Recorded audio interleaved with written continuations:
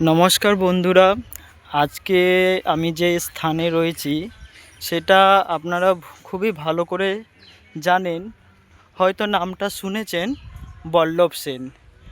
হ্যাঁ বন্ধুরা, আমি বল্লভ সেনের সেই বিখ্যাত ডিভির উপরে আমরা রয়েছি। আমি আমাদের ছাত্রর সাথে আমরা এসেছি। আমি ছোট্ট করে আগে ইতিহাসটা বলি। 18 শতকে বাংলার ইতিহাসে 18 শতকে বাংলার ইতিহাসে অন্যতম নাম পরিচিত ছিল, যার নাম বল্লভ সেন।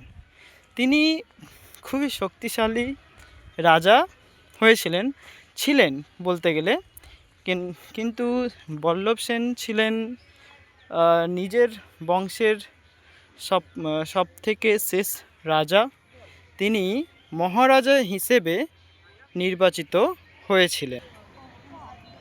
এই যে আমাদের গ্যাং, তিনি সিরাজউদ্দৌলার আমলে রাজা ছিলেন।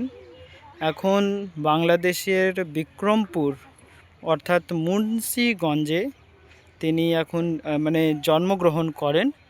আর মজুমদার হিসেবে একজন সাধারণ কেরানি হিসেবে পরিচিত পান। আমি দেখাই আরও কয়েকটা ভালো ভালো, ওই যে আমার কয়েকটা ছাত্র এসছে ঘুরতে। ঐতিহাসিক জায়গা ঘুরে খুবই আনন্দ লাগছে, পরিষ্কার পরিচ্ছন্ন জায়গা আর দেখতেও খুবই সুন্দর।